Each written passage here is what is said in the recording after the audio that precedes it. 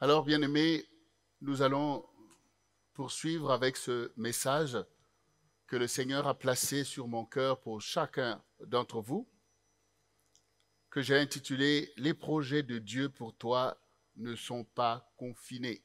Je reprends, « Les projets de Dieu pour toi ne sont pas confinés ». C'est important de le dire, parce que la parole de Dieu est d'une actualité indémodable. Donc, aujourd'hui, dans la situation dans laquelle nous sommes placés, par cette pandémie du Covid-19, par ce reconfinement, Dieu veut t'affirmer que d'avance, lui qui sait toutes choses, a formé sur ta vie des projets que rien ne peut confiner. Et c'est donc une bénédiction pour toi ce matin que de le savoir. Que de savoir que Dieu voit ta situation, il connaît ta réalité, mais que cela ne déstabilise pas ton Dieu. Parce que rien ne peut le surprendre. Et puisque ton Dieu ne peut être déstabilisé, Dieu ne souhaite pas que toi tu le sois par quoi que ce soit. Alors ouvre ton esprit et reçois toutes ces choses que le Seigneur va t'envoyer parce que tu en as besoin. Nous en avons tous besoin. Pour cela, je mets à ton cœur ce verset très fort. Que tous ceux qui lisent la parole de Dieu prennent plaisir à répéter et répéter encore. En tout cas, ici, au centre du réveil chrétien, nous connaissons bien ce verset. C'est Jérémie 29, le verset 11 qui nous dit « Car je connais les projets que j'ai formés sur vous, dit l'Éternel, projets de paix et non de malheur, afin de vous donner un avenir et de l'espérance. » Ici, Dieu veut faire prévaloir en toute chose ses projets par rapport à nos réalités, par rapport à notre condition, par rapport à nos difficultés. Dieu veut nous montrer qu'avant même que chacun de nous ait pu exister dans le sein de sa mère, les projets de Dieu pour nos vies précédaient déjà notre propre naissance. Cela est fort de le savoir. Cela est rassurant de le savoir. Parce que nous savons que sur la terre, beaucoup voudraient tirer avantage de ton infortune pour faire prévaloir sur toi leurs projets, pour faire prévaloir sur toi tout ce qu'ils ont voulu voir s'accomplir pour ton malheur. Mais ton Dieu qui révèle toujours la vérité, comme quand la parole de Dieu, c'est comme le soleil, quand il se lève, révèle toutes choses autour de toi, alors que quand il était nuit, tu ne voyais rien. Et tu avais peur de bouger parce que tu ne vois rien. Tu sais qu'il y a des choses, mais tu ne les vois pas. Mais quand le soleil se lève, alors tu discernes toutes choses, tu remets chaque chose à sa place. Aujourd'hui, le Seigneur veut remettre chaque chose à ta place dans ta vie. C'est ce qu'il veut faire. Parce qu'il y a beaucoup de choses qui te troublent maintenant. Il y a beaucoup de choses dont tu as perdu le discernement. Mais le Seigneur fait se lever le soleil de la justice au travers de sa parole qui est en ta faveur. Alors, reprenons un peu ce passage dans son contexte. Parce que c'est de tout ça que Dieu veut nous parler. Quand nous remontons donc le verset que nous venons de lire, toujours dans Jérémie 29, si nous remontons quelques versets avant, nous voyons ce que Dieu dit. Ainsi parle l'Éternel des armées, le Dieu d'Israël, à tous les captifs que j'ai emmenés de Jérusalem à Babylone.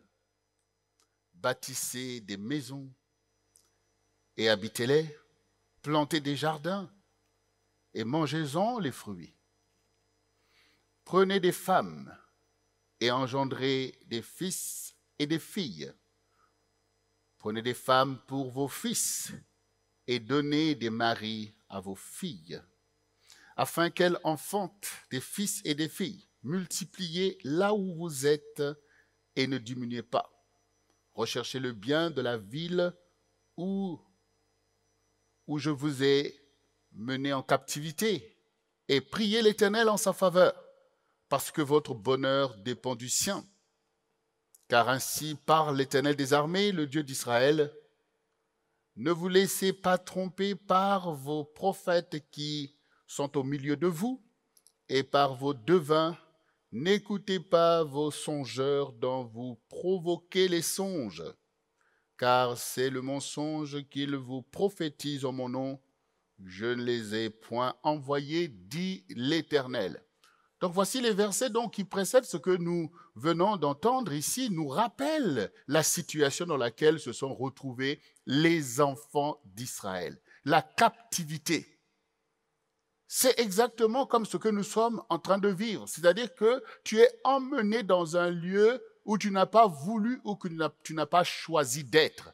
Donc, ce sont tes ennemis qui ont en quelque sorte vaincu et qui t'emmènent dans un lieu que tu ne maîtrises pas, qui n'est pas le tien, où tu es confiné de toutes parts parce qu'on te dit « mets-toi là, ne va pas là, ne fais pas telle ou telle chose ». Donc les enfants d'Israël se sont retrouvés dans cette situation et ils l'ont vécu comme effectivement un confinement parce que c'était une captivité. Et nous nous sentons nous-mêmes captifs de la réalité dans laquelle nous nous trouvons. Même si nous sommes chez nous à la maison, nous n'avons pas décidé d'y rester toute la journée, toute la semaine. Donc nous sommes contraints. Tout ce qui est contrainte est une captivité. Là, nous sommes dans une contrainte. Et donc, eux aussi se sont retrouvés dans une contrainte.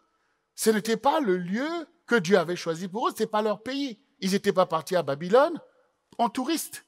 Parce que si tu y vas par toi-même, alors ce n'est pas une captivité, puisque tu veux l'être. Quand tu veux rester chez toi à la maison, ce n'est pas une captivité parce que tu le veux, c'est ce que tu as choisi. Donc, il y a des gens même qu'on dit qu'ils sont casaniers. Et je peux vous dire qu'aujourd'hui, en ce moment même les casaniers ne supportent plus le confinement. Et pourtant, ils sont eux-mêmes casaniers. Mais parce qu'il y a une contrainte qui s'ajoute, boum, on se sent pris en captivité et on n'est pas à l'aise au milieu de ça.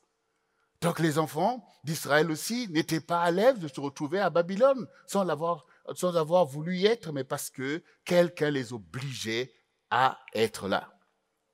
Et donc au milieu de cette détresse, au milieu de cette situation, ils ont commencé à échafauder des solutions de libération.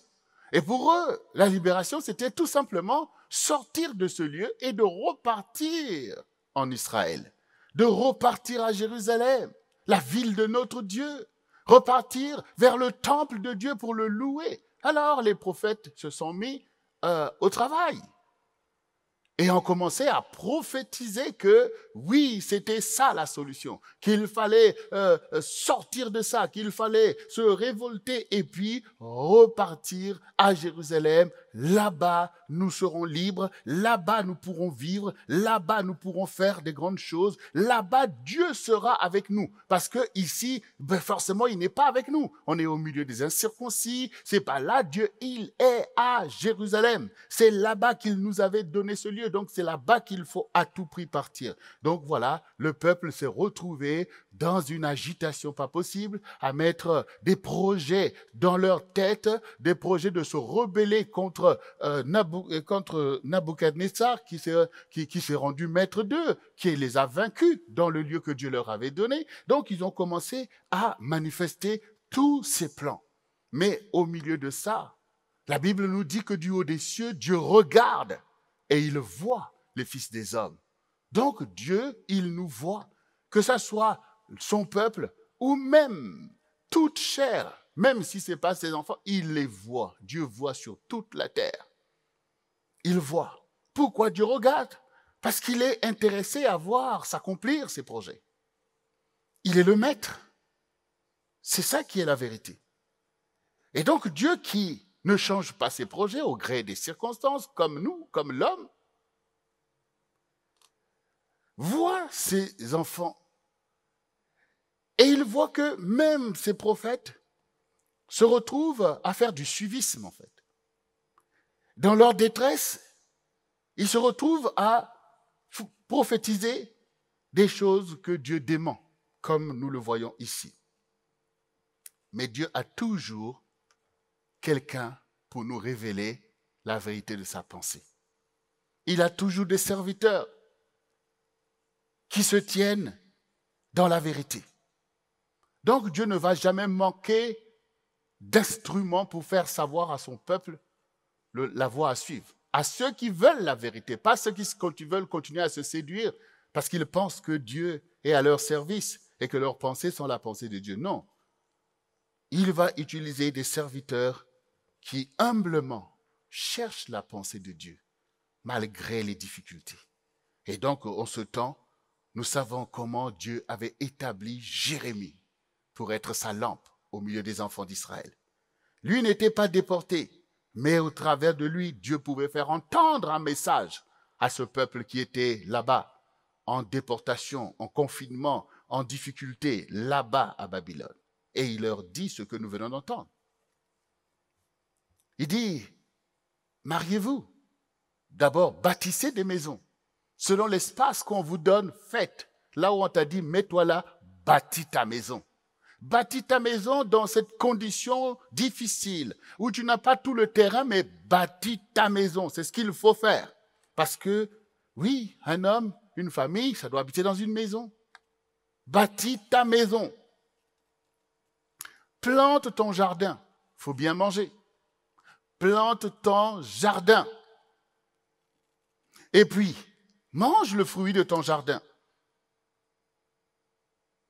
Ça veut dire, ne restez pas paresseux. Ne restez pas oisifs. Ne vous tournez pas des regards inquiets. Tout ce temps que vous passez à vous lamenter, à aller fomenter des fausses prophéties, c'est pas à ça que je vous appelle. Je vous dis au contraire, bâtissez vos maisons, retrouvez la vie, le dynamisme, faites quelque chose en votre faveur. Faites quelque chose en votre faveur, bâtis la maison, abritez ta famille et fais à ton jardin. Puisqu'on t'a donné un peu de plat, fais ton jardin et mange le fruit. Ça veut dire que la vie ne s'arrête pas. La vie ne s'arrête pas. Et puis les projets aussi ne s'arrêtent pas. Par exemple, mariez-vous. Déjà, ceux qui sont en famille, engendrez des enfants, des fils et des filles.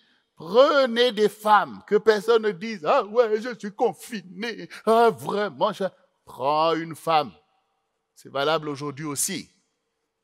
Prends une femme, c'est ce que Dieu est en train de dire. Voilà. Et mariez vos filles. Voilà. Le confinement ne doit pas arrêter de se marier.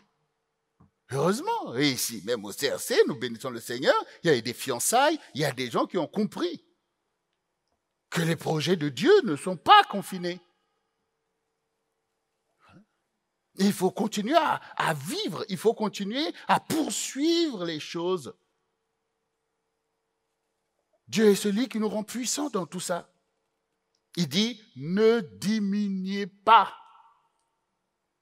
Il ne faut pas diminuer, il faut continuer au contraire à se multiplier. Et puis, recherchez le bien de la ville où je vous ai mené en captivité. Ah, je vous ai mené en captivité. Ce n'est pas par la force de nos ennemis que nous sommes ici. Ils ne sont pas venus nous arracher de là où Dieu voulait nous voir. Dieu maintenant dit, où je vous ai mené en captivité. Ça veut dire que c'est moi-même qui ai permis cela. Donc, je le sais. Donc, je l'ai pris en compte. C'est moi qui vous ai mené en captivité. Donc, voilà. Si Dieu nous a menés en captivité, pourquoi tout d'un coup, il envoie des prophéties pour qu'on reparte? Parce qu'il nous a emmenés en captivité pour faire un petit tour. Je vous ai emmenés en captivité. Et puis, priez pour le bien de la ville. Ça veut dire rester positif. Pour faire ce qui est positif, pour faire ce qui est bien. Ne rentrez pas dans la colère, ne soyez pas dans la haine, ne commencez pas à maudire les gens, mais soyez positifs. Soyez productifs. Ce matin, nous bénissions le Seigneur par le fait que nous avons pu suivre avec nos enfants, avec les plus petits, le live de l'école dominicale des enfants. Oui, on a pu le suivre. Et on en a appris des choses sur la joie. Oui, on a appris des choses sur la joie. Ça veut dire que Dieu veut, vous êtes en captivité, mais soyez dans la joie pour ne pas maudire les gens. Pour chercher le bien des gens, il faut être dans la joie. Pour pouvoir prier pour les gens, malgré les situations, on est dans la joie. Souvenons-nous de Paul et de Silas qui étaient en prison. Mais pire que la captivité, pire que le confinement dans lequel tu es. Là, ils étaient dans une cellule et ils louaient le Seigneur. Et ils étaient dans la joie dans ce confinement strict. Eh bien, les chaînes ont été brisées. Voilà. Donc, Dieu veut que là où tu te trouves, que la joie ne manque pas. Parce que si la joie manque, c'est ce que veut profiter ton ennemi. Parce que Satan est toujours à l'affût, veut profiter des situations difficiles dans lesquelles ton Dieu te fait passer. Il voudrait que tu ne réussisses pas ce challenge que Dieu lui-même a placé. Il voudrait que tu ne t'en sortes pas. C'est-à-dire que dans ces temps de confinement, l'ennemi espère que va se multiplier des facteurs négatifs contre toi pour enfin te détruire. Il veut que ce temps soit un temps de tristesse, un temps de colère, un temps de haine. C'est ça qu'il veut. Donc un temps de destruction, que tu deviennes malade, que toutes les pathologies de détresse atteignent ta vie. C'est ce que le diable désire. Mais ce n'est pas le plan de Dieu, même s'il t'a permis d'aller là-bas en captivité. Mais comme il te dit, son plan, ce n'est pas un plan de malheur. Oui. Mais c'est un plan de paix qui se cache derrière cette situation que tu ne comprends pas. Dieu, il a un projet. Donc il dit ici, priez pour la ville. Votre bonheur dépend du sien. Si la ville dans laquelle vous êtes même en captivité est en paix, vous aussi, vous allez en bénéficier. Mais il ne s'agit pas seulement de se dire où est la paix, mais participer. Montrez même à ces personnes, ces ignorants du vrai Dieu, montrez-leur qui vous êtes.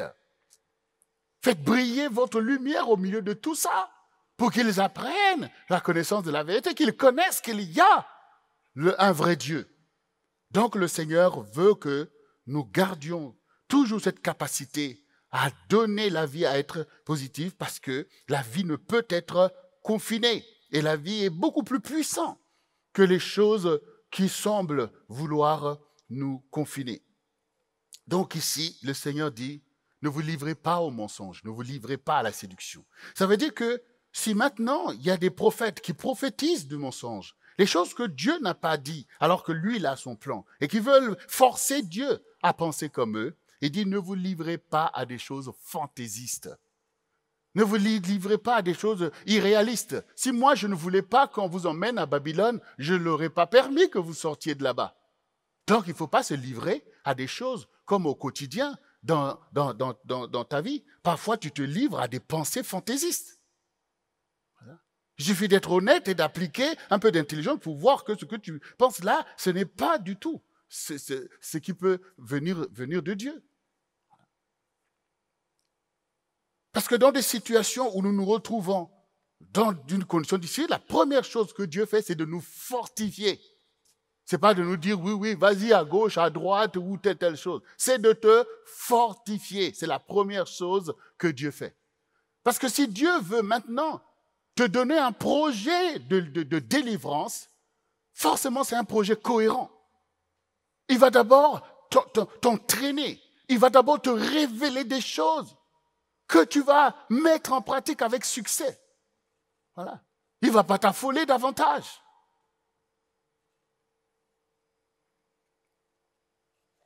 Oui, bien-aimés, nous avons entendu tout à l'heure l'exhortation de pasteur Jocelyne sur l'obéissance. L'obéissance, quand même, se base sur des choses certaines, claires et nettes. Vous ne pouvez pas dire à votre enfant, tu n'obéis pas, tu n'obéis pas. Mais obéir à quoi? Tu lui aurais montré ce qu'il doit faire.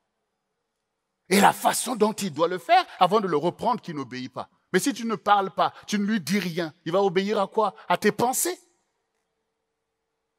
On n'obéit pas à une pensée. On obéit à une parole. On obéit à un enseignement. Donc Dieu, s'il veut nous conduire dans quelque chose, il nous révèle sa parole et il nous enseigne comment nous allons réussir. Souvenez-vous, Dieu n'a pas dit, Moïse, Moïse, va sortir mes enfants de l'Égypte, vas-y, fais quelque chose, va. Et puis Moïse arrive là, levons-nous, partons. Ça allait être la débâcle totale. Ça allait être la débâcle totale. Mais le Seigneur a pris le temps d'abord de révéler à Moïse qui il est. La foi de Moïse devait se poser sur une relation certaine avec Dieu, sur des choses qui renforcent la confiance. Donc Dieu prend le temps de placer chaque chose avec Moïse. Et il lui montre qu'il a une onction qui va l'accompagner. Et il répond à ces questions. C'est ça une vision. Parce que la Bible dit effectivement que sans vision, le peuple est sans frein. Mais beaucoup de personnes fomentent des visions. Des choses que Dieu n'a pas pris le temps de t'enseigner. Qu'il n'a pas donné les éléments qui montrent qu'on peut s'y engager et engager les gens. Et que même si c'est une épreuve de foi, mais ceux qui vont y marcher finiront par se dire « Ah, l'Éternel soit béni ». Ça n'a pas été facile pour les enfants d'Israël. À chaque moment, ils ont douté de ce que Moïse faisait. Mais Moïse, lui, était sûr de ce que Dieu a montré. Alors, il pouvait tenir bon sur les choses. Et ceux qui sont rentrés dans le pays, qui ont bénéficié de cette bénédiction, bénissent Moïse jusqu'aujourd'hui. Voilà. Ils bénissent Moïse d'avoir eu parce qu'ils ont vu que Dieu a accompli. Donc, bien-aimés, il faut arrêter au quotidien d'aller dans du n'importe quoi et dire que c'est Dieu. D'aller fomenter des projets légers par rapport à l'enseignement de Dieu. Et t'avancer toi-même dans l'aventure des gens qui te parlent par-ci, par-là, alors que tu vois toute l'incohérence, que ce n'est pas comme ça que Dieu opère. Dieu agit dans la vérité. Il renforce les choses. Il nous prépare parce qu'un projet, vous voyez, ça c'est vraiment très important que tu le saches.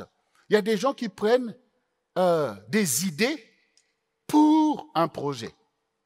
Ils pensent que j'ai une idée, et bien c'est ça ton projet. Non, il y a une différence entre une idée et un projet. Et ton idée, même si elle est bonne, si tu n'es pas capable de faire passer ton idée dans un projet, parce que le projet prend en compte tous les éléments. C'est pour ça que ça devient un projet. D'ailleurs, tu écris déjà pour voir la cohérence de ton projet. Ça commence où? Ça termine où? Quels sont les éléments, les plans, les étapes? Là, ça devient un projet. Mais il y a des personnes qui disent, oh, j'ai telle idée, je vais faire telle chose. Allez, on y va, suivez-moi, il y a telle idée. Mais est-ce que c'est un projet?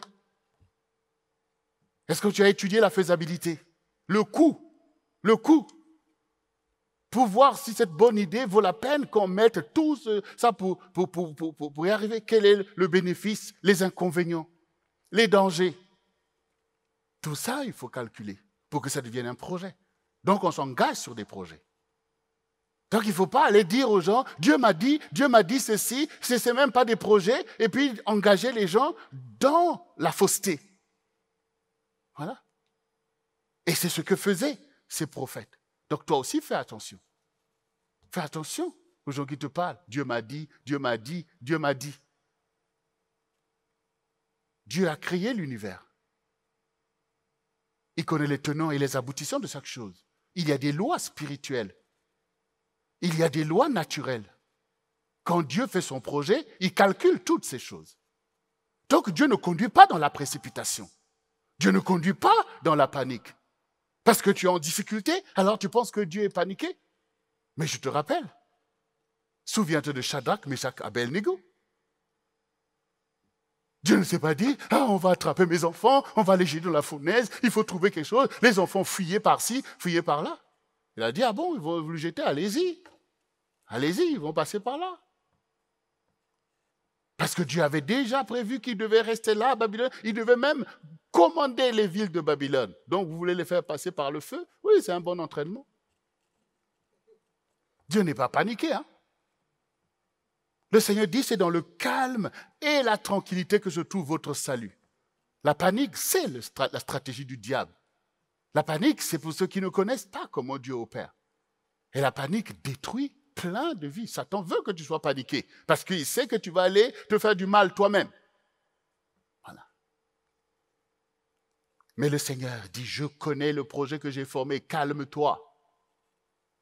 Calme-toi, fais ce que je t'ai enseigné à faire dans telle situation, car je connais le projet. Personne ne peut déstabiliser mon projet.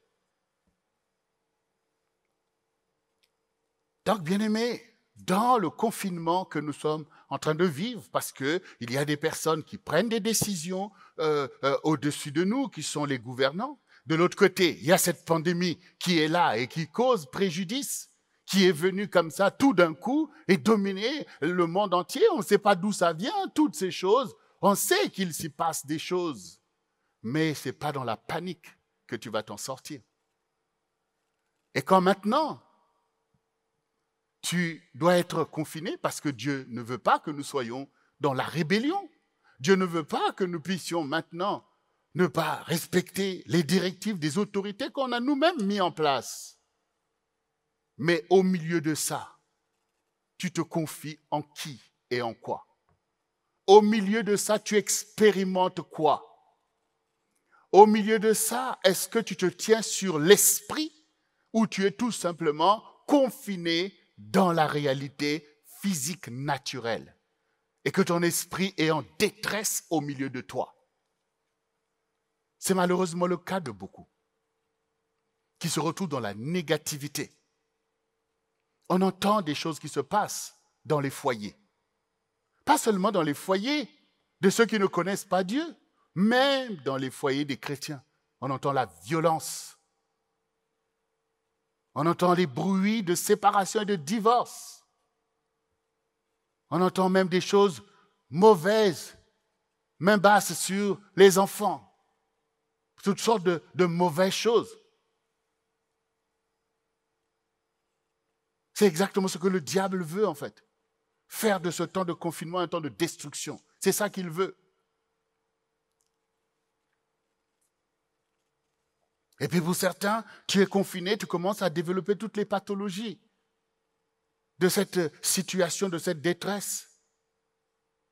La dépression qui fait des dégâts. Nous sommes dans un temps d'esprit de mort en fait, dans un temps de dépression. Et cette dépression, elle est là, elle se manifeste de telle ou telle manière et cause des préjudices. Au moment où on est en train de voir combien de personnes sont mortes du Covid, tel jour, aujourd'hui, il y en a 500 et quelques, demain, oui, ça commence à baisser, ça commence à baisser. Du coup, il faut dire aussi ceux qui meurent pour les autres pathologies, parce qu'on va voir si ça n'est pas en train d'augmenter. Voilà, il faut voir tout ça, pour réaliser en fait comment l'esprit de mort est en train d'agir en fait. Comment vraiment la dépression est là et le stress est là. Et même pour des personnes que l'on dit qui sont mortes du Covid, qui ont le Covid, qui vous dit que c'est que le Covid qui tue? Si ce n'est pas toutes ces facultés, cette détresse, cette peur aussi, qui amplifie en fait tous ces morts. Mais en tout cas, je le sais et vous le savez aussi, ça c'est le règne de l'esprit de mort. Et même tout ce qu'on dit ne fait qu'ajouter cela. On la voit quand nous faisons Oh my God, on entend les questions que les gens posent, combien ils ont peur, combien ils sont dans la panique. Et tout le monde sait que cela est véritablement une catastrophe pour qui n'ont pas la foi. Pour savoir que c'est Dieu qui m'a donné la vie et il m'a préparé à affronter ce genre de réalité. Voilà. Au quotidien, effectivement, il y a plein de virus qui nous attaquent.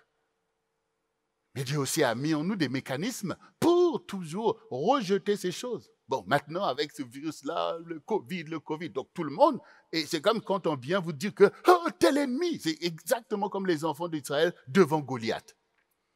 On a tellement parlé de Goliath, il est géant, il est ceci, mais toute l'armée, personne n'arrive à l'affronter en fait. Parce que c'est Goliath, ah oui, il est terrible, il est ceci. Donc on sait ce que ça provoque en fait quand vous n'avez pas le courage. Donc voilà, vous êtes déjà battu en fait. Mais quand David, lui qui n'écoute pas ça, mais lui, Il regarde à ce que Dieu veut. Il regarde à la pensée de Dieu. Il sait que Dieu a des projets. Est-ce que Dieu a prévu qu'un incirconcis vienne mettre à genoux son armée? Non. Ah bon. Donc, il n'y a pas à craindre. Donc, il s'avance. Et devant ce virus, tout ce qui est fomenté autour affaiblit beaucoup de personnes, en fait. Et d'ailleurs, il y a quelque chose que j'ai vu cette semaine, c'est un reportage qui a été fait sur des anciens qui sont en EHPAD et qui sont contaminés, c'est-à-dire qui sont positifs au Covid. Et finalement, ils étaient dans leur chambre, personne ne peut les voir, ils sont là confinés. Et puis, ils ont dit, bon, quelqu'un a eu l'idée de se dire, bon, écoutez, ils sont confinés, enfin, ils sont contaminés, d'accord, mais au lieu que de les garder là dans ce confinement et qu'ils vont encore perdre de force, peut-être mourir, on va les mettre tous ensemble dans un autre lieu où il n'y a pas de masque, où ils peuvent se rencontrer, profiter de la nature. Et puis, voilà, ils ont fait cette expérience et ils ont rassemblé 10 personnes d'un certain âge, 80 ans, même plus, qui sont positives. Et on enlève les masques, ils se retrouvent, ils mangent ensemble et tout. Ils ont dit que tous ont repris de la vigueur. Tous ont repris de la joie de vivre. Voilà. Donc, finalement, dans cette expérience, ce n'est plus les gens qui sont confinés, mais c'est le virus qui a été confiné. Dans le fait qu'on vit notre vie, on retrouve la joie et tout. Ça a produit. J'aimerais même que ce reportage, il faut qu'il le diffuse encore trop. Peut-être que ça va aider à changer aussi la façon d'aborder ce sujet. Il n'y a rien qui peut remplacer l'esprit de joie, l'esprit de liberté que Dieu met en nous pour traverser des moments d'ici que l'humanité a déjà rencontrés. Ça ne veut pas dire qu'on veut jouer avec ce virus, mais on veut surtout réagir contre l'oppression de ce virus, faire prévaloir voyez, notre système immunitaire, faire prévaloir notre joie, notre capacité, effectivement, à traverser des temps de détresse en gardant nos pensées sur ce qu'est la vie. Et la vie, c'est Dieu. Donc, nous avons compris que ce confinement ne doit pas avoir raison de nous. Et le Covid qui a emmené ces choses ne doit pas avoir raison de nous. Mais nous devons savoir que notre Dieu savait que nous allons traverser ce moment, mais nous voulons rester cohérents avec le Seigneur. Nous comprenons qu'un temps comme celui-ci, qu'est-ce que Dieu veut que je fasse dans un temps comme celui-ci? Donc réfléchis. Alors, mets tes hypothèses sur la table. Bon, est-ce que Dieu veut que je puisse prier? Évidemment. Évidemment, il veut que je puisse prier. Il n'y a aucune contre-indication à cela. Quand il veut même que je sois à Jérusalem, il veut que je prie. À plus forte raison ici, il veut que je prie. Donc, dans ton confinement, dans ta chambre, dans ta maison, Dieu veut que tu pries. Est-ce que la prière va te délivrer de la dépression? Oui. Est-ce que la prière va occuper avantageusement ton temps? Oui. Est-ce que la prière va permettre à Dieu de déployer ses projets pour toi? Oui, oui, oui. Donc, les cases, tu causes. Oui, oui, oui. Donc, tu as trouvé à quoi ton confinement va servir de positif en ta faveur.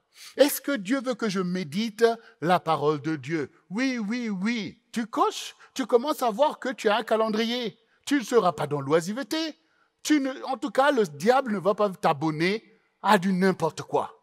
À des impuretés, à des choses pour passer le temps, va regarder des films pornographiques, va regarder du n'importe quoi, ou écoute à longueur de journée le bavardage que l'on peut avoir, que ce soit dans telle télé ou dans telle chose. Non, tu commences à cocher les cases des choses utiles dans un temps stratégique, parce que pour toi, je l'ai dit la dernière fois, le confinement doit être une stratégie de victoire, une stratégie pour sortir plus fort et poursuivre les projets que Dieu va encore te révéler pendant que tu es dans ce temps où tu peux t'occuper de ta relation avec Dieu. Oui, parce que Dieu voit aussi, quand tout va bien, métro, boulot, dodo. Il y a des personnes qui n'ont pas le temps pour Dieu. Mon travail, me ceci, cela et tout. Mais maintenant, tu as dit, travaille chez toi à la maison. Voilà. Et il y en a d'autres aussi, on m'a dit, travaille à la maison. Ils sont tellement fans de leur travail que le jour, la nuit, tu es là-dedans. Même ton patron ne t'a pas demandé tout ça.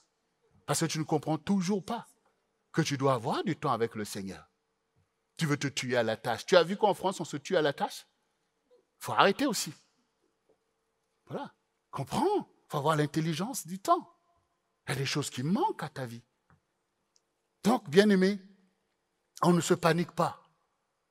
Le gouvernement prend des décisions, nous on n'est pas des rebelles en fait. Et Dieu trouve d'ailleurs avantage dans tout ça pour nous ramener sur l'essentiel. Est-ce que le confinement est un moment de nous retrouver en famille? Mais bien sûr que oui, oui, oui, oui. Donc on se retrouve en famille. On ne se perd pas du temps à se mettre en colère. On est là, on vit notre vie, on retrouve les relations, on revient dans les relations dans le couple, on revient, on profite pour faire ce qu'on ne pouvait pas faire, parler des projets qu'on ne pouvait pas aborder, des sujets. Donc, on peut parler. Donc, ce n'est pas des moments pour se faire du mal. Voilà, ce n'est pas des moments pour se faire du mal, c'est des moments pour méditer la parole. Est-ce que c'est les moments de pouvoir, bien sûr, passer en revue ce que l'on fait? Est-ce que c'est le moment pour continuer à travailler? Oui, bien sûr, on continue à travailler. Le télétravail, ce n'est pas seulement qu'on va travailler pour notre entreprise. Mais nous avons aussi une entreprise avec Dieu. On va travailler pour faire avancer le ministère. On est dans l'année du ministère, non? On est dans les vocations, les grandes réalisations. Donc on va rentrer dans nos ministères, dans nos vocations. Mais si tout à l'heure, j'étais en train de rappeler notre joie, et la joie, j'imagine, des parents, et surtout des plus petits, de voir le live de l'école dominicale des enfants.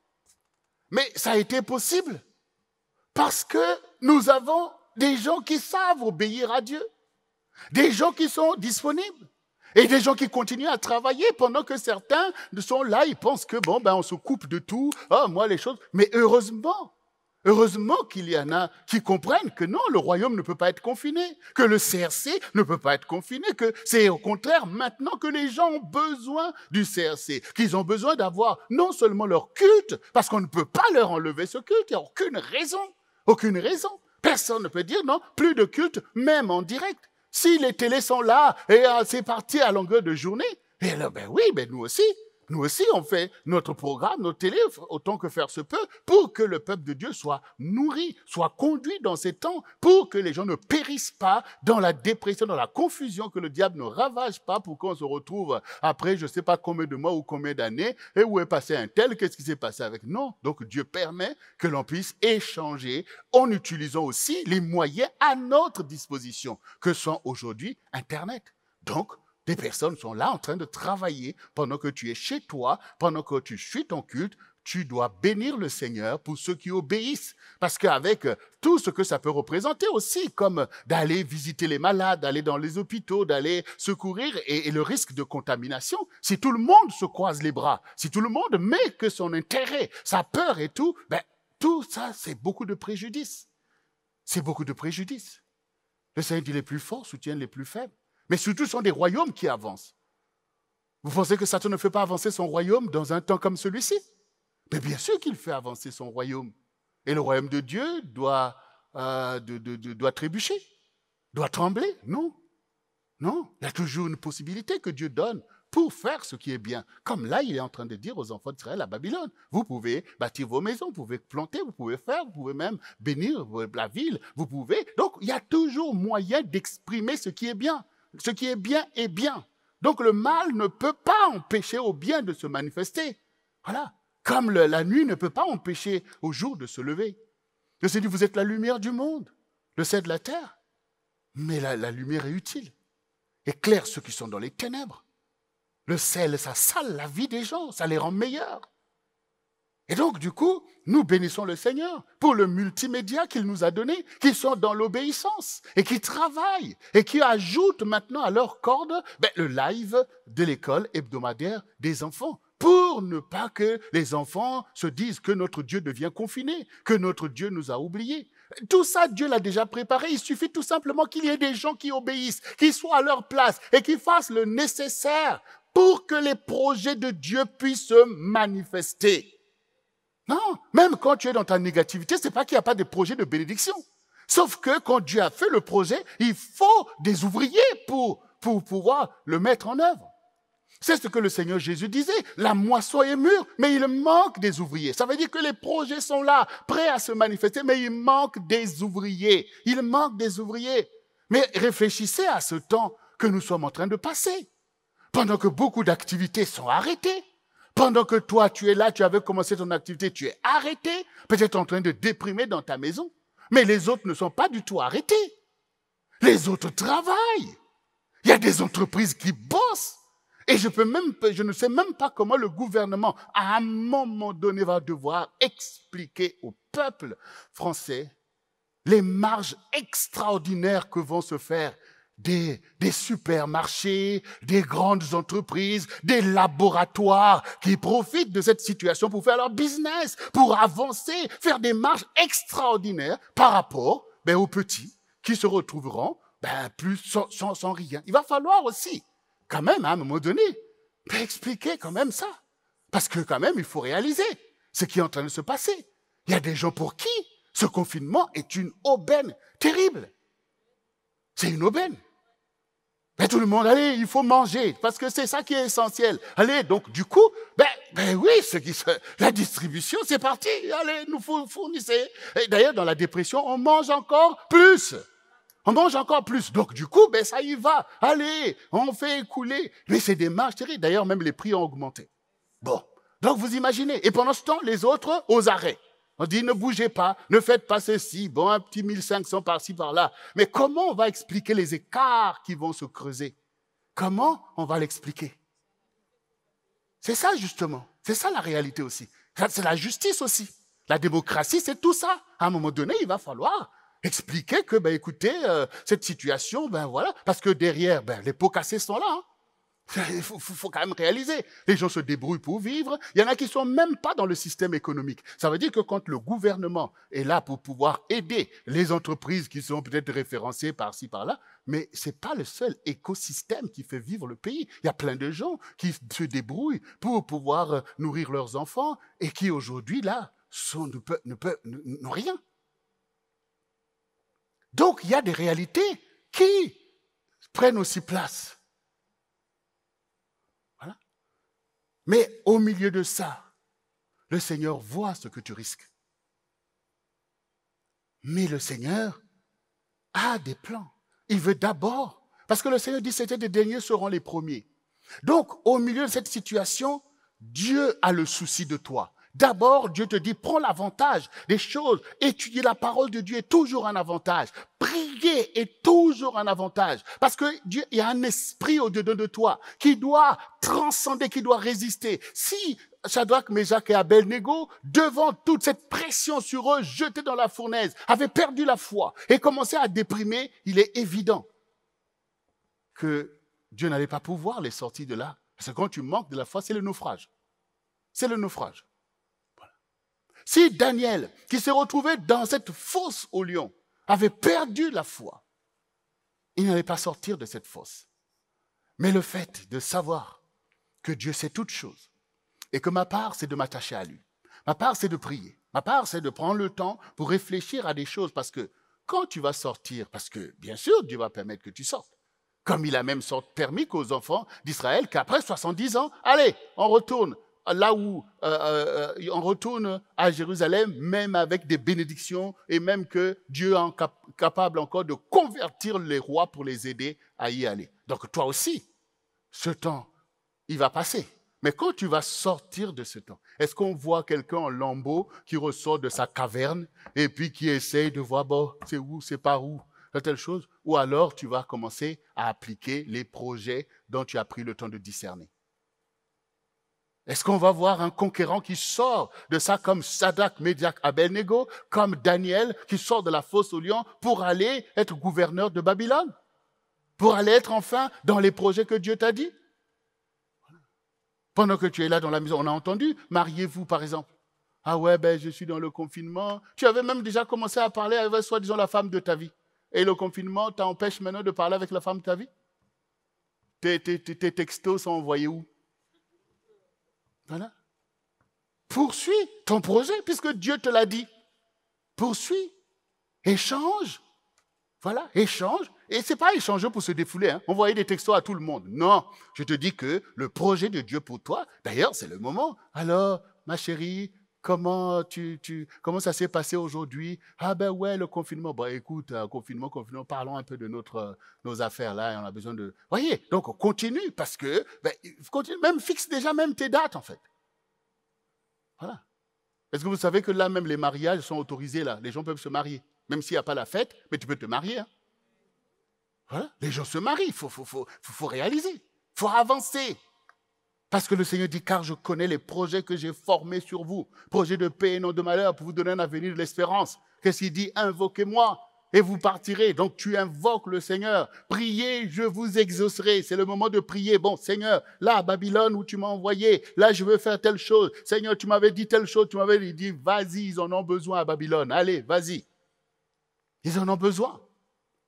Donc, on avance. Vous me chercherez, vous me trouverez si vous cherchez de tout votre cœur. C'est le moment de chercher le Seigneur de tout ton cœur. Dieu est un puissant rédempteur de nos vies. Il est puissant. C'est notre rédempteur. Ça veut dire que c'est lui qui relève notre vie. C'est lui qui fait de notre vie un sujet de sa propre gloire. Ici, nous voyons dans Jean 15, le verset 4 et le verset 5, où le Seigneur dit « Demeurez en moi et je demeurerai en vous ». Comme le sarment ne peut de lui-même porter du fruit, s'il ne demeure attaché au cep, ainsi vous ne pouvez non plus. Vous ne le pouvez non plus. Si vous ne demeurez en moi, je suis le cep, vous êtes les sarments. Celui qui demeure en moi et en qui je demeure porte de fruits, beaucoup de fruits, car sans moi, vous ne pouvez rien faire. Le Seigneur sait que le système du monde, tel que l'ennemi l'emmène, parce que le Seigneur lui m'a dit le prince de ce monde de ténèbres. Ça veut dire que Satan emmène un système de ténèbres, un système de destruction sur le plan économique, comme j'étais en train de dire tout à l'heure. Système d'injustice, les plus forts qui écrasent les plus faibles. Donc, le système de mammon, où il voudrait que les gens soient esclaves du manger, du vêtir. C'est-à-dire, tu passes toute ta vie pour essayer de manger, alors que pour Dieu, regarde, même les animaux, ils mangent. Dieu n'a pas prévu que toute ta force, toute ton intelligence soit tout simplement pour manger. Il faut que ça serve à ton épanouissement. Il faut que ce que tu fais bénéficie même aux autres. Il y a des vocations qui sont attachées à ta vie. Donc, il faut quand même faire attention pour ne pas que toute notre vie soit passée à nous inquiéter de qu'allons-nous manger, qu'allons-nous boire, qu'allons-nous vêtir. C'est peu. Le Seigneur dit, cherchez le royaume et sa justice et tout le reste vous sera donné. Et le royaume, c'est la gloire de Dieu. La justice, c'est que même les plus faibles ont droit à la vie. Parce qu'il n'y a rien de plus important dans la vie que Dieu nous a donné les uns et les autres. Toutes les richesses de la terre, tout ce que Dieu a fait servent à la rédemption et à l'épanouissement de nos vies. Donc le Seigneur est celui qui poursuit pour nous ses projets. Il est capable de te prendre à la queue et te faire passer à la tête. Il dit même les notables qui sont là dans l'autre, tu vas siéger avec eux. Parce que Dieu, qui dit le juste possédera le pays, il dit lui-même qu'il faut sa part du fait de demeurer en lui. Sa part du fait de nous attacher au Seigneur Jésus-Christ afin de porter du fruit. Donc aujourd'hui, les projets de Dieu, c'est de nous faire porter du fruit. Souvenez-vous ce que le Seigneur nous a dit en début de l'année, que ça va être l'année du ministère, des vocations et des grandes réalisations. Pasteur Jocelyne et moi-même, nous voyons ceux qui sont attachés, ceux qui ont compris cette parole. Nous voyons que Dieu est en train de leur faire porter du fruit dans un temps aussi incertain que celui-là. Il y a des percées majeures qui sont en train de se produire. Pourquoi? Mais parce que le Seigneur veille à sa parole pour l'accomplir. Il veille à sa parole. Voilà. Il dit, sans moi, vous ne pouvez rien faire. Voilà. Pour les gens qui veulent s'agiter, moi. Il a dit, sans moi, tu ne peux. Qu'est-ce que tu veux faire contre Satan, contre ton ennemi? Qu'est-ce que tu peux faire contre le blocage que l'ennemi met autour de toi? Tu ne peux rien faire par toi-même. Mais si tu t'attaches à moi, tu vas porter du fruit, parce que Satan ne peut rien contre la volonté de Dieu. C'est ça que le Seigneur dit, vous êtes des sarments. Je ne vous ai pas dit de vous débrouiller. Je ne vous ai pas dit d'aller par-ci, par-là, mais je vous dis, attachez-vous à moi, car je connais les projets que j'ai formés sur vous. Je suis venu pour être avec vous jusqu'à la fin du monde. Je suis venu pour que vous portiez du fruit. Je suis venu pour que vous ayez la victoire sur l'ennemi. Donc, il faut s'en rappeler pendant ces temps difficiles pour dire, mais oui, le Seigneur est là. Il est là avec moi, comme il était avec Paul et Silas dans cette prison, et que les chaînes ont été brisées.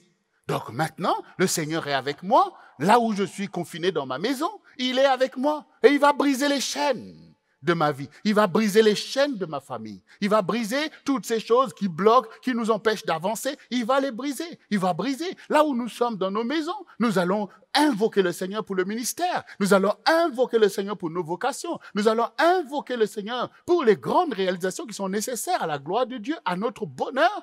Dieu va briser les chaînes. Il va briser ce confinement spirituel que le diable veut faire pour nous empêcher d'accomplir l'œuvre à laquelle il nous a appelés. Donc, on est avec lui. Voyez? Donc, avec le Seigneur, il faut creuser. C'est-à-dire, il faut rentrer dans ta relation avec lui pour porter du fruit. De la même manière qu'une racine s'enfonce dans la terre et permet à l'arbre de grandir et de porter du fruit, ça part de la terre. C'est pas de là où ça commence, hein.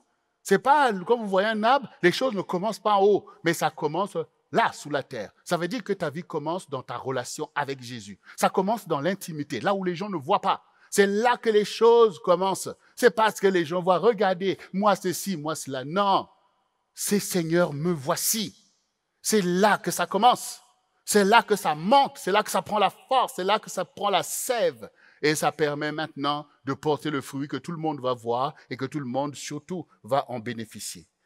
Et alors, comment ne pas rappeler ce passage de Jean, à partir de Jean 10, 10, de 10 à 13, il dit « Le voleur ne vient que pour dérober, égorger et détruire. Mais moi, je suis venu afin que les brebis aient la vie et qu'elles soient dans l'abondance. Je suis le bon berger. Le bon berger donne sa vie pour ses brebis. Mais le mercenaire, qui n'est pas le berger, et à qui n'appartiennent pas les brebis, voit venir le loup, abandonne les brebis et prend la fuite, et le loup les ravit et les disperse. Le mercenaire s'enfuit parce qu'il est mercenaire et qu'il ne se met point en peine des brebis. C'est le moment d'avoir un berger. C'est le moment que Jésus soit ton berger.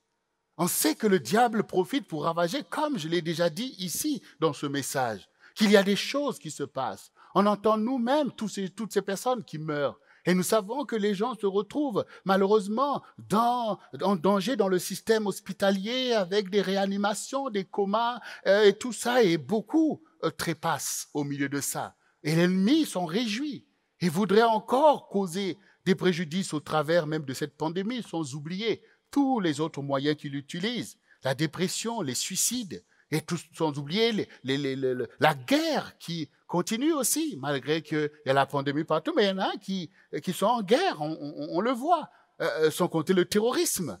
Toutes ces choses auxquelles l'ennemi se frotte les mains, parce qu'il cherche toujours la destruction des âmes, parce que la vie, c'est la gloire de Dieu. Voilà, c'est la gloire de Dieu. Mais Dieu voit tout ça. Mais le Seigneur, il est là. Je suis venu. Je suis venu. Jésus est venu et il est toujours là. Comme il a dit à ses disciples, je vous enverrai un autre consolateur, le Saint-Esprit, l'Esprit de vérité, que le monde ne peut pas recevoir parce qu'ils ne le connaissent pas, mais vous le connaissez. Donc le Saint-Esprit est là et je serai avec vous jusqu'à la fin du monde. Donc Jésus est là, il est venu et il est là. Par son Esprit, il est là à notre disposition. Il veut nous conduire, il nous invite, il veut faire des prodiges pour nous, il veut que notre vie puisse véritablement être dans l'abondance. Il dit, je suis venu pour ça. Je suis venu pour que vous ayez la vie, parce que je suis le bon berger et je donne ma vie pour vous. Ça, il faut le comprendre. Quand le Seigneur dit qu'il donne sa vie pour nous, ça veut dire que le Seigneur est là pour nous. Voyez, parce qu'au lieu de s'occuper de sa propre vie, comme chacun d'entre nous, comme beaucoup d'entre nous sont tellement imbues de leur vie pour dire, moi pas mêlé, je ne me mêle pas de ça, je ne rentre pas dans ça, je m'occupe de moi-même. Jésus aurait pu se dire, avec tout ce que j'ai fait pour eux, je suis mort sur cette croix, pour eux, là, ils n'ont qu'à se débrouiller. Moi, je m'occupe, je reviens dans ma gloire d'avant, les anges me servent, et puis, ils n'ont qu'à se débrouiller. Non, il dit, je serai avec vous jusqu'à la fin. Je serai là où il y a une brebis qui a besoin de moi, j'y serai là. Donc le Seigneur, il a donné sa vie parce que cette vie-là qu'il vit, c'est pour nous qu'il la vit. Il n'avait pas à venir souffrir sur la terre. Voilà. Il n'avait pas à être là dans l'ignominie, dans ces choses-là. Mais il donne sa vie pour nous parce qu'il sait qu'en le faisant, nous allons gagner la vie. Nous serons rachetés de nos péchés. Nous serons délivrés des mains du destructeur parce qu'il faut que lui aille combattre à notre place. Il faut qu'il donne sa vie. Voilà. Et cette vérité, elle est là. Tu ne peux pas oublier. Tu ne peux pas dire que non, j'ai pas de berger, tu me mets tes propres pensées pour te conduire, tu écoutes des gens qui eux-mêmes, tu vois, ils sont pas avec Dieu, c'est avec eux que tu vas aller faire les affaires, c'est avec eux que tu veux suivre, comme si le Seigneur n'est pas là, comme s'il n'est pas vrai, comme si le Saint-Esprit n'existe pas pour toi. D'autres croyants qui croient dans d'autres choses, quand ils entendent le Saint-Esprit, quand ils voient ces choses, ils s'en moquent parce qu'ils ne savent pas. Mais toi, tu sais c'est quoi le Saint-Esprit. Tu sais que tout ce que Jésus dit est vrai. Tu as été baptisé du Saint-Esprit. Tu sais comment l'Esprit parle. Tu sais comment il te guide, comment il te détourne de tes mauvaises voies, comment il te rappelle la parole du Seigneur, comment il te révèle les choses avec. Tu le sais. C'est ta part. C'est ton intimité avec le Seigneur. C'est la gloire de le connaître. Ça, c'est l'amour de Dieu pour toi. Tu n'es pas perdu comme les autres, qui peut-être ont des fois intellectuels et puis tout ça, mais toi, tu as la révélation du Seigneur. Tu sais qui est le Seigneur. Pourquoi tu te comportes comme si Jésus n'est pas là avec toi? Comme si son esprit n'est pas là pour te guider. Voilà. Parce que quand le Seigneur parle des mercenaires, mais oui, le diable vient aussi par les gens. De la même manière que ce matin, le Seigneur vient vers toi par ses serviteurs qu'il utilise et que tu sais que ce sont les serviteurs du Seigneur qu'il a mis devant toi et que tu peux être sûr que le message qu'il te donne, c'est le message du Seigneur. Mais le diable aussi vient par des mercenaires. Des gens qui n'ont rien à voir avec toi, qui te conseillent des choses alors qu'ils n'ont aucun souci de toi. Parce qu'ils veulent tout simplement t'égarer. Oui, il y a des mercenaires. Ah oui, c'est ceci. Ah oui, on va faire ceci. Regarde, tout un tas de choses. Et puis, boum, tu t'embarques avec des mercenaires qui te font croire qu'ils sont là pour toi. On va faire telle chose, on va réussir, on va faire tel programme, on va faire tel projet. Mais quand la difficulté arrive, quand le danger arrive pour ta vie, ils prennent la fuite.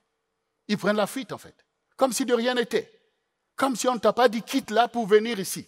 Comme si on ne t'a pas dit, ah oui, Dieu nous a dit, allez, on va monter ceci, on va monter, boum, ils ont fui et tu te retrouves tout seul dans ta déstabilisation. Et si tu étant déstabilisé de là où Dieu t'avait planté pour porter du fruit, tu es rentré dans l'instabilité, dans l'errance. Et puis eux, comme si de rien n'était, ils continuent leurs affaires parce que c'est les spécialistes, en fait, de se laisser manipuler par le diable, de manipuler. Et ils continuent leurs affaires. Après, ils disent, oh, tant pis pour toi. Mais parce que c'est des mercenaires. Ils se mettent pas en peine pour toi. Ils ne se mettent pas en peine pour toi, en fait. Ils ne se mettent pas en peine. Donc, fais attention. Tu ne peux pas suivre des personnes que tu vois qu'ils n'ont pas vis-à-vis de toi l'amour qui vient de Dieu, qui n'ont pas le souci, ils ne peuvent pas se battre pour toi. Parce que ce n'est pas des bergers que Dieu t'a donnés. Ils poursuivent leurs intérêts, y compris à ton détriment. Ou ils sont alors dans leur délire. Et tu t'es retrouvé dans ça. Dieu n'est pas dans l'instabilité. Dieu est dans l'affermissement. Un arbre ne peut pas porter du fruit s'il n'a pas un sol stable, s'il ne suit pas un processus régulier. Ce n'est pas une fleur qu'on met dans un pot, qu'on emmène par-ci, par-là, de maison en maison. Mais ils ne se mettent pas en peine de toi. Comme le Seigneur se met en peine de toi. Comme dans l'histoire de l'enfant prodigue. Il a écouté je ne sais pas quoi, et il veut, bon, donne ma part d'héritage, je veux aller à tel endroit, moi-même je vais aller m'occuper de mes affaires. Ah bon? Vous savez que Dieu est un Dieu de liberté. Hein? Si vous vous entêtez, vous finirez par aller là où vous voulez être conduit par vos pensées. Mais quand il est arrivé là-bas, qu'est-ce qui s'est passé? Il a tout perdu. Et il s'est retrouvé à l'article de la mort, comme on dit. Mais quand il s'est souvenu que non, je ne vais pas mourir bêtement comme ça, parce que chez mon père, même les ouvriers ont une vie digne, je repartirai. Parce que demander pardon aussi, c'est de Dieu. Se repentir, c'est de Dieu. Sauver sa vie, c'est de Dieu. Quitter les mercenaires, c'est de Dieu. Arracher ta vie de la destruction, c'est de Dieu. Revenir s'humilier devant Dieu, c'est de Dieu. Il n'y a personne qui doit t'empêcher de sauver ta vie. Dieu fait grâce. Si déjà il dit qu'il ne désire même pas la mort du méchant, et il veut désirer la mort de ses enfants. Donc du coup, dégage-toi et reviens vers le Seigneur. Reviens vers l'Église de Dieu. Reviens vers les enseignements. Reviens vers ce qui est ce qui est normal, ce qui est juste, ce qui est honorable. Reviens vers ta foi, reviens vers ta détermination, reviens vers tes bien-aimés, reviens vers ta famille, reviens vers ton foyer, reviens vers tes enfants, reviens vers ta femme, ton époux, reviens dans les projets du Seigneur. Le Seigneur prendra plaisir à accomplir ses propres desseins envers toi, parce qu'il a déjà donné sa vie pour toi. Alors, une fois que nous avons compris cela, nous devons savoir que Dieu nous a donné les projets qui obéissent à une vie. Dans la Bible, il nous est révélé ce qu'on appelle un dessein. Dieu forme d'abord un dessein. Il forme un dessein, et c'est de ce dessein-là que tu sors. Donc Dieu a un dessein de vie, au travers de l'humanité, au travers des peuples, au travers des nations, et il a formé un dessein que tu vas naître à tel endroit, que tu vas appartenir à tel peuple, que tu feras telle chose. Donc ça, c'est le dessein, c'est la volonté de Dieu manifestée vis-à-vis de toi. Et c'est ce que Dieu révèle à Jérémie quand il dit avant que je t'eusse formé dans le sein de ta mère, je te connaissais. Vous voyez, donc j'avais formé un dessein sur toi. Tu n'es pas venu là comme par hasard, en fait. Tu n'es pas venu par toi-même, comme on entend dans le monde, que ben voilà, le vide a explosé, et puis boum, les particules, les microbes, et puis tu es là. Non, non, non. Tu n'es pas, les singes se sont transformés. D'ailleurs, ces derniers temps sur Internet, ça commence à m'énerver. C'est des trucs avec, surtout en Asie, quoi. Je ne sais pas si c'est les Chinois. Ils aiment avoir des petits singes, voilà, ça devient leur bébé et tout ça. Ils font plein de vidéos avec des petits singes qui sont là, ils se comportent comme des bébés, quoi. Ils ont même des réactions parfois comme un petit enfant quand on lui défend quelque chose, il se roule par terre. Mais vous croyez que ces singes-là, même en grandissant dans les maisons, en mangeant comme les gens, après, d'un coup, ça va commencer à changer. Ils vont commencer à changer l'apparence pour devenir des êtres humains. Ça démontre que ce ne sont que des animaux, en fait. Malgré ce que vous voulez en faire, vous ne pouvez pas les rendre humains. Donc, tout ça. Donc, comprends que tout ça, Dieu veut te révéler la vérité parce qu'il est le créateur de l'univers. La perfection en démontre. Voilà, la perfection que tu représentes toi-même, ça démontre que ce sont des projets bien ficelés par celui qui a formé ces choses. Donc, le dessein de Dieu est sur toi et Dieu a prévu la révélation de la connaissance de tes destinées, de ces choses. Donc, il t'a donné la foi pour conquérir cette connaissance et d'agir selon le dessein de ton Dieu. Parce que, bien sûr, les gens vont périr, vont aller en enfer parce qu'ils résistent au dessein de Dieu pour eux. Quand quelqu'un est méchant, que Dieu te reprend, souvenez-vous de ce qu'il a dit à Ézéchiel, que si je te dis de dire au méchant de revenir de sa mauvaise voie et que tu ne le dis pas, il mourra par son propre péché, mais je vais te redemander son sang. Donc ça veut dire que Dieu veut parler même au méchant pour dire arrête ce que tu fais qui n'est pas à ma gloire, pour faire ce qui est bien, pour revenir dans mon dessein. Si le méchant refuse, s'il prend plaisir à détruire les vies, s'il prend plaisir sur le malheur des autres, s'il prend plaisir à l'avidité, à toutes ces choses que l'on voit, il périra lui-même, il ira là en enfer où aucune âme ne devait y aller, mais il va aller là-bas parce qu'il a résisté au dessein de Dieu et il est tombé dans la séduction du diable, dans la jouissance, dans le mal. Donc il a refusé le dessein de Dieu qui lui faisait savoir de se repentir de ses mauvaises voies. Mais toi, enfant de Dieu, Dieu te révèle son dessein pour toi. C'est que tu dois choisir ce qui est bien de ce qui est mal. C'est que tu dois rentrer dans les choses saintes. C'est que tu dois aimer Dieu, aimer ton prochain, comme nous le voyons aussi dans les prescriptions du Seigneur, que tu rentres dans ta destinée. Mais une fois que tu t'es tourné vers le Seigneur, que tu as retrouvé ta destinée, alors le Seigneur t'a dit, alors marche. Il t'a montré un couloir pour ta vie dans lequel tu dois maintenant courir par les enseignements que Dieu te donne. Tu dois maintenant marcher sur le chemin de ta vie. Et nous savons que cette vie de croyant, de disciple de Jésus-Christ, c'est une vie aussi pour des grandes choses, pour la gloire du Seigneur, pour le bonheur de ta maison, pour le bonheur de ton peuple, où Dieu te fait bénéficier du talent des autres, des dons des autres, mais aussi te fait toi-même instrument pour que d'autres soient bénis. Donc, il y a un programme que Jésus nous révèle, que nous devons suivre.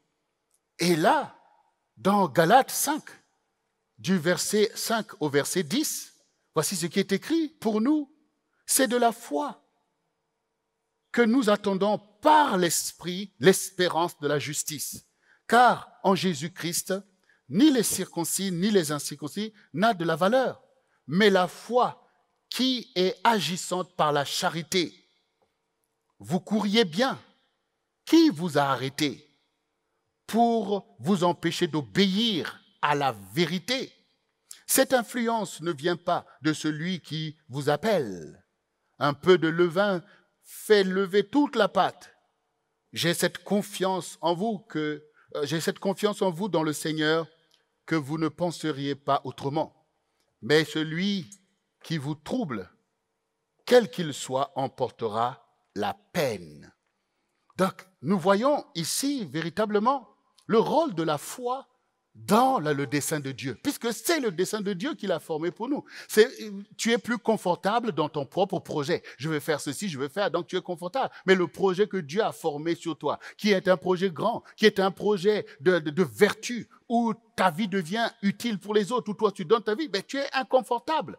Mais c'est comme un funambule. La foi, c'est exactement la même chose. Je sais que c'est pas évident, je comprends pas tout, mais Dieu m'a dit de le faire. Donc je le fais, en sachant qu'il a formé un dessein que je dois accomplir, afin que ce dessein dans lequel Dieu a prévu de me ramener à lui jusque dans le paradis, c'est ce dessein que je vais suivre. Parce que large est le chemin qui mène à la perdition. Mes propres pensées, mes propres désirs sont des pensées d'égoïsme, d'égocentrisme. Ça ne mène pas vers Dieu. Donc du coup, on reste dans la foi. Et ici, quand nous comprenons ça, la foi devient comme un marathon. Comme un marathon dans lequel tu as juste ta foulée, tu sais que tu as de la distance à faire. C'est pas de l'agitation. Ah oui, alléluia, alléluia. Ah oui, avec Dieu. Et puis tout d'un coup, ben, tu te retrouves dans quelque chose qui demande plus de temps. Ben, tu avais bien commencé. Ah, j'en ai assez. Ah non, je ne peux plus. Ah, je ne fais. Mais oui, mais t'as pas compris. T'as pas compris. T'as pas compris que Dieu t'appelle à courir un marathon.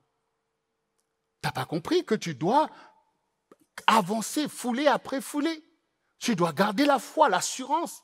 Tu as la direction. Ceux qui courent le marathon, ils savent le chemin est long. C'est pas comme les 100 mètres. Les 100 mètres, tu dis, voilà, tu arrives là-bas, tu fais tous tes efforts, tu arrives en un laps de temps, au bout de quelques secondes, tu es arrivé au bout. Mais le marathon, on te dit 42 kilomètres.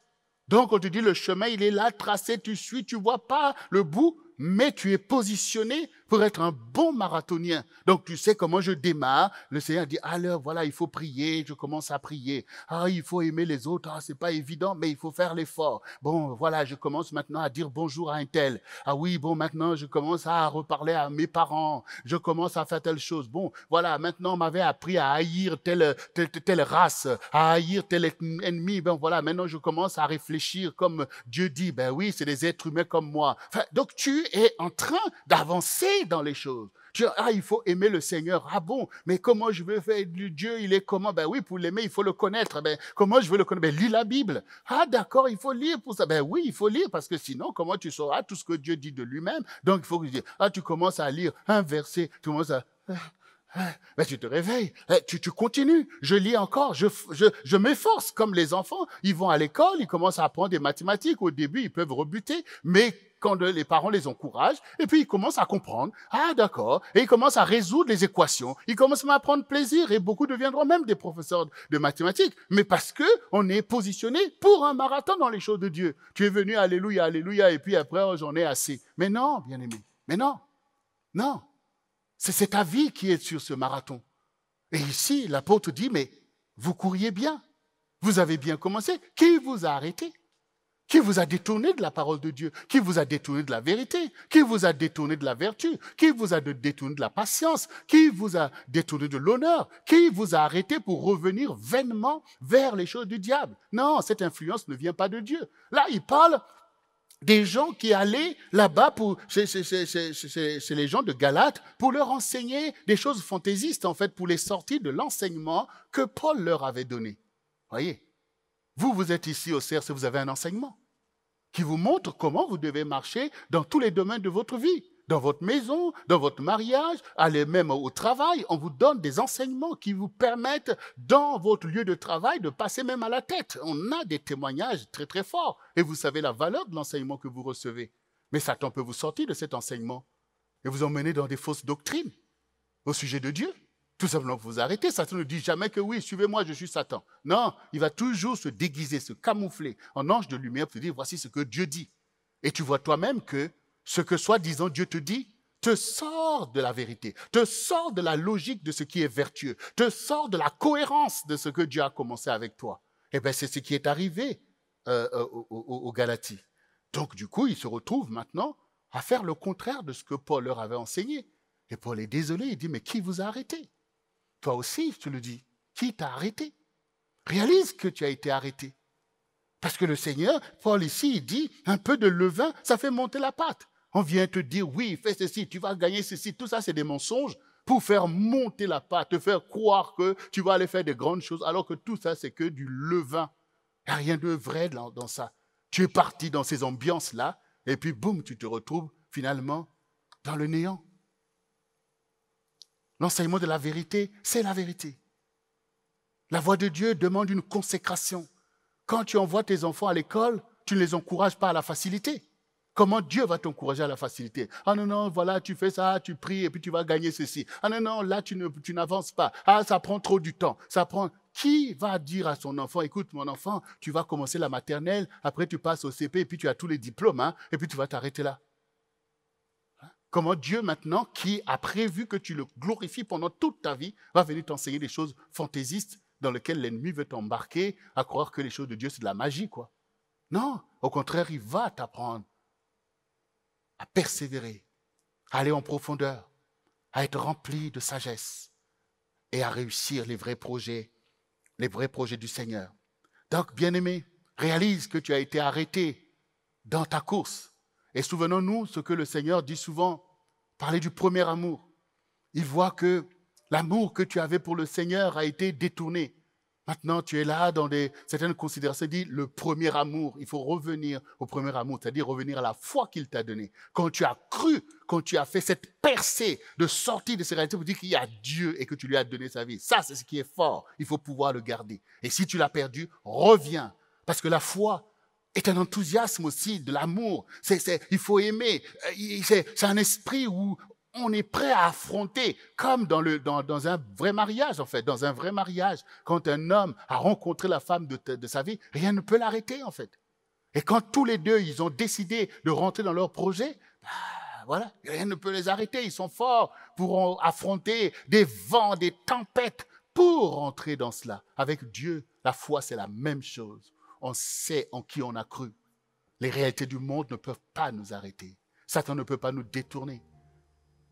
Notre foi en Jésus est forte et on continue à courir notre marathon. Ça veut dire que dans le monde, le diable a emmené la perdition.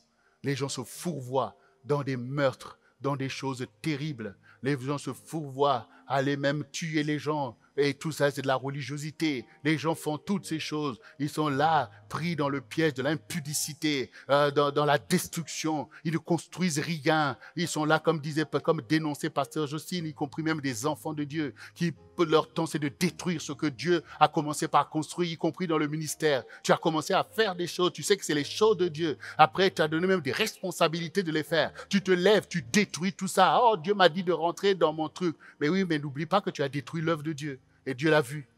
Dieu l'a vu. Et il te le fera savoir. Comme disait Pasteur Jocelyne, on est là, on met nos pensées. Ah non, Dieu ne fait pas ci, Dieu ne rejette pas, Dieu ne fait pas. Mais lisez bien la Bible aussi. Il faut bien lire la Bible. Il faut savoir qu'il faut faire attention. Il faut réaliser.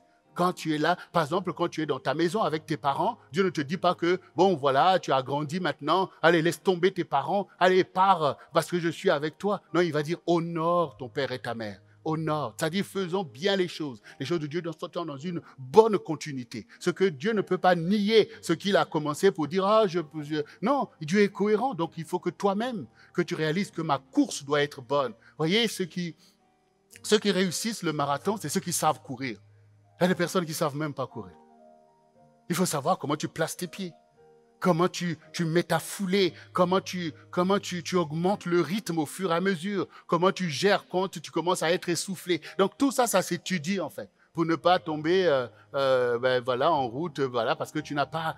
Avec Dieu, c'est la même chose. Comment je passe de cette étape à telle étape en donnant gloire à Dieu, en montrant au monde la bonne image du Seigneur. On ne fait pas les choses d'une façon catastrophique et donner un mauvais témoignage. Pour beaucoup de chrétiens là maintenant, ah oui, on préfère Trump, ah oui, parce que Trump, il respecte des valeurs chrétiennes, il a fait ceci, cela et tout ça. Oui, mais la vraie question, là c'est la réalité, c'est que Joe Biden a gagné. Malgré ce que tu penses. Maintenant, la vraie question, c'est est-ce que Dieu peut toujours faire sans un caractère renouvelé? Oui. Est-ce que Dieu te dit, par exemple, que toi, tu es chrétien? Oui, tu es chrétien, tu veux faire les choses de Dieu. Est-ce que ton caractère n'est pas quelque chose qui doit changer pour manifester pleinement la gloire de Dieu? Donc il faut aussi que tu réfléchisses sur toi-même. Pour changer, il faut changer. Même si Dieu te bénit, même si Dieu te place, mais il y a des choses qui risquent de nuire à toi-même si tu ne réalises pas qu'avec Dieu, c'est le perfectionnement. Donc à un moment donné, il faut changer. Il faut aller à fond avec le Seigneur, donner à Dieu l'occasion de t'emmener plus loin. Mais toi, tu dois toujours changer. Il y a des choses qui doivent tomber parce que parfois, Dieu fait avec nos limites, avec parfois les mauvaises choses, mais il veut faire avec toi. Mais à un moment donné, si les choses qu'il t'enseigne ne rentrent pas, ben ce chemin-là, à un moment donné, ça va s'arrêter. Parce que Dieu ne peut pas élever aussi des choses qui ne sont pas conformes à sa parole. C'est ça, il faut réfléchir. Parfois, Dieu nous a ouvert le chemin. Mais il faut toujours se rappeler qu'il faut apprendre et changer. Donc, il faut courir et arriver jusqu'au bout parce que c'est la gloire de Dieu. Alors, bien-aimés, pour tirer une conclusion de tout ceci, nous avons besoin de revenir dans ce titre merveilleux où le Seigneur dit que les projets de Dieu pour toi ne sont pas confinés parce que Dieu te donne avec l'esprit de liberté et de gloire. Et cet esprit est en toi. C'est le Saint-Esprit au milieu de toi. Regardez ce que le Seigneur dit dans le psaume 108, le verset 13, le verset 14 dit « Dieu nous donne du secours contre la détresse. Le secours de l'homme n'est que vanité. Avec Dieu, nous ferons des exploits. Il écrasera nos ennemis. » Aujourd'hui, tu as besoin de secours. Dans ton confinement, tu as besoin de secours. Dans ta difficulté, tu as besoin de secours. Ce n'est pas un homme qui peut t'aider. C'est Dieu lui-même qui va t'aider. C'est Dieu lui-même qui veut être là avec toi. C'est Dieu lui-même qui veut t'accompagner dans cette voie étroite. C'est Dieu lui-même. C'est Dieu lui-même que tu dois trouver. C'est lui que tu dois invoquer.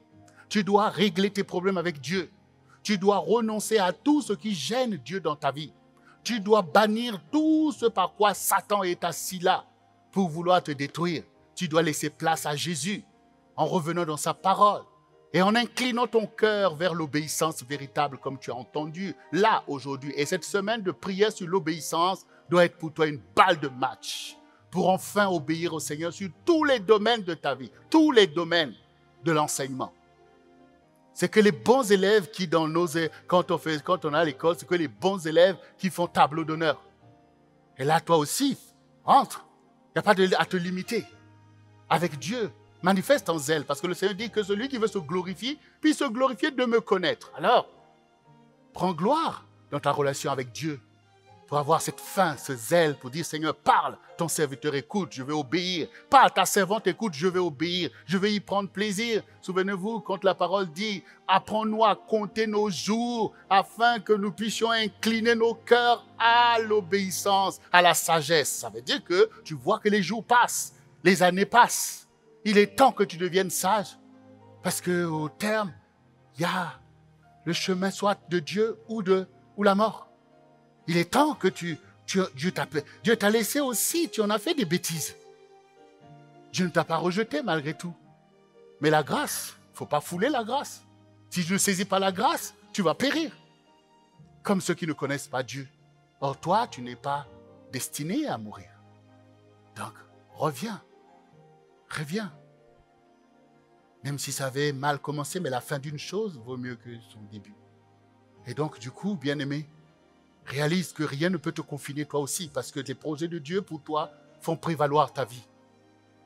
Et un jour, Nicodème, qui a vu ce que Jésus faisait, alors qu'il était docteur d'Israël, il a vu que lui, il était libre de faire des choses qui dépassaient alors que eux, ils ne savent pas comment les faire. Et Nicodème est venu voir Jésus.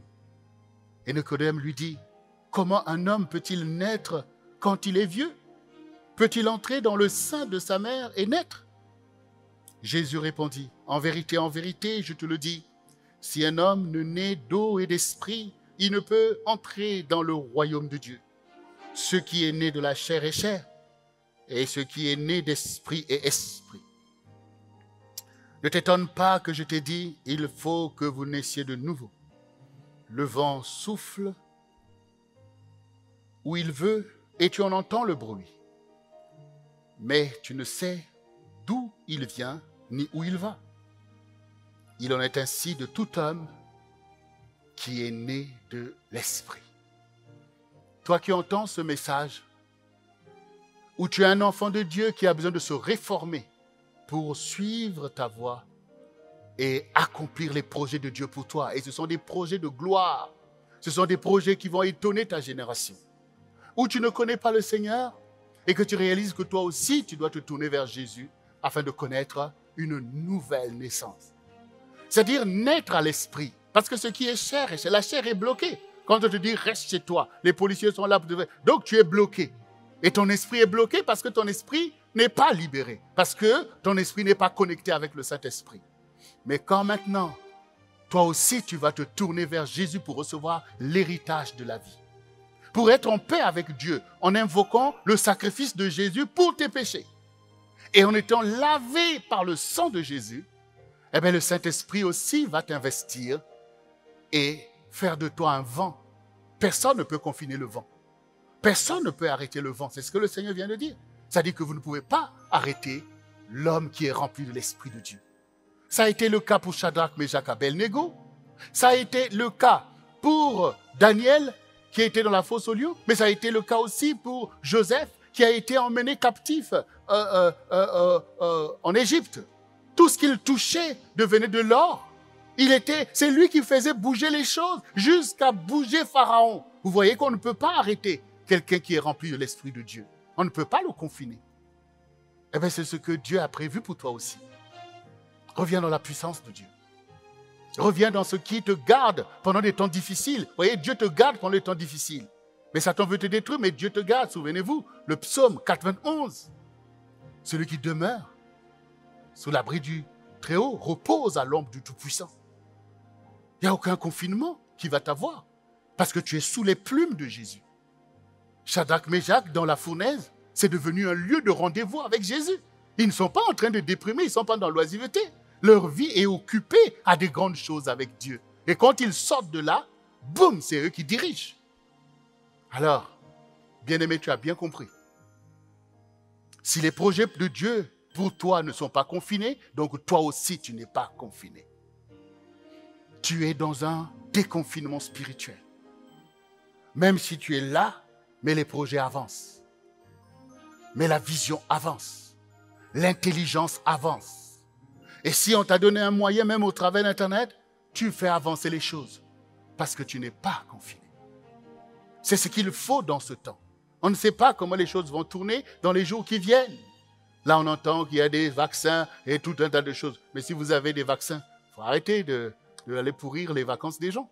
Enfin, les fêtes de fin d'année, puisque vous avez déjà le vaccin qui va sortir là en janvier. Donc, voilà, il faut quand même... voilà. Mais bien aimé, mais peu importe, le gouvernement fait ce qu'il a à faire. On n'est pas là pour aller contester, mais ce que je veux te dire, c'est qu'arrête de déprimer.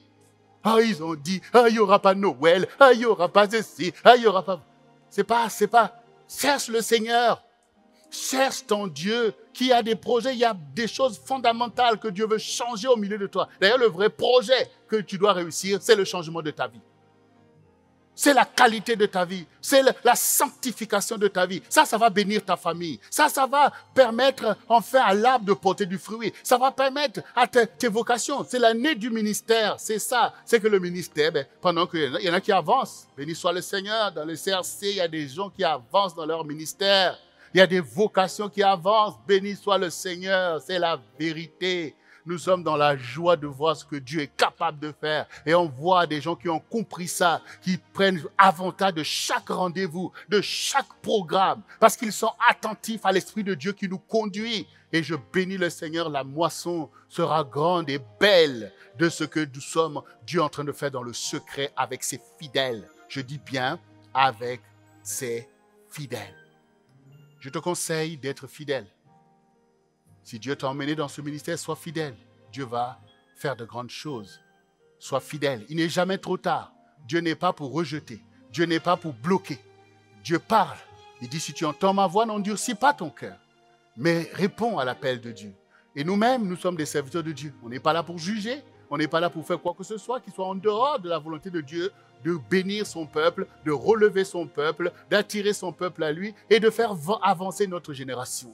Nous sommes là pour les enfants de Dieu et on est là aussi pour les âmes. Vous voyez, dans le monde, on n'est pas en train de traiter les gens, oh, c'est des païens. Nous-mêmes, toi-même, tu l'étais. Mais c'est des âmes, en fait. Les âmes appartiennent au Seigneur. Et il a donné sa vie à la croix de Golgotha pour toute l'humanité. Notre part, c'est de témoigner. Parce que Dieu aussi a prévu de grands desseins pour ces gens qui sont dehors, qui ne le connaissent pas. Comme nous-mêmes avant, on ne le connaissait pas. Alors, bien-aimé, c'est le moment de briller. C'est le moment d'accomplir ta vocation. C'est le moment de faire du bien, d'aller prier pour les malades. C'est vraiment le moment, y compris même au téléphone, de prier pour des personnes qui sont dans leur lit de malade, dans les EHPAD et tout. C'est le moment de bénir, comme dit le Seigneur, bénissez, ne maudissez pas. Alors, bien-aimés, membres du Centre du Réveil chrétien, sympathisants, chrétiens et toutes les personnes de bonne volonté qui cherchent véritablement le secours de votre Dieu, qui suivez ce message, reconnaissez maintenant même que en acceptant ce message et cette évidence que les projets de Dieu pour toi ne sont pas confinés,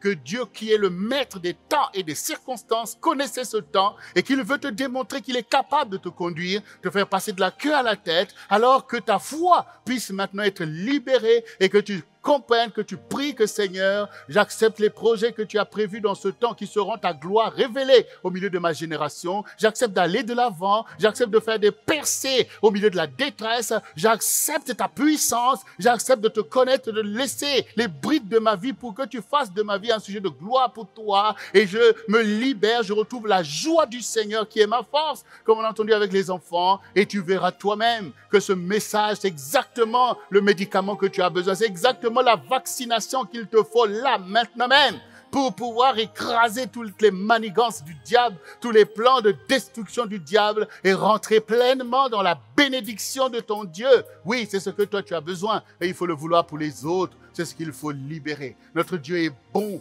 et nous sommes la lumière du monde et le sel de la terre. Dieu veut que tu puisses marcher en tête. Il est temps que tu sortes de la queue pour passer là où Dieu t'attend, selon le dessein de Dieu, d'être le leader que tu dois être, d'être véritablement le serviteur et la servante que tu dois être. Nous voulons obéir au Seigneur à l'année de la ministère de la vocation et de grandes réalisations. Le ministère, c'est ce qui rassemble nos vocations. Et les vocations, c'est ce pourquoi vous êtes enseignés, pour pouvoir apporter la main de Dieu là où il y a des gens qui n'ont rien à manger, là où il y a des enfants qui ont besoin que l'on prie, là où il y a des anciens qui ont besoin de recevoir l'honneur. Il est temps de faire ce que Dieu t'a appelé depuis longtemps, depuis le sein de ta mère. C'est maintenant qu'il faut servir Dieu. C'est maintenant qu'il faut secourir les âmes. C'est maintenant qu'il faut bénir nos nations et notre génération. Et il y a des impies qui forment des projets, mais ce n'est pas leur projet qui va s'accomplir. C'est le projet de Dieu qui va s'accomplir, selon qu'il est écrit. Il y a plein de projets dans le cœur de l'homme, mais c'est le dessein de l'Éternel qui prévaudra. Qu'il en soit ainsi pour ton bonheur, pour le bonheur de ta maison, de ta génération,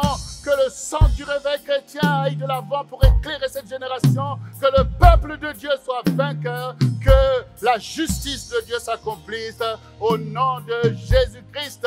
Et nous disons Amen au Seigneur. Est-ce qu'on peut l'acclamer?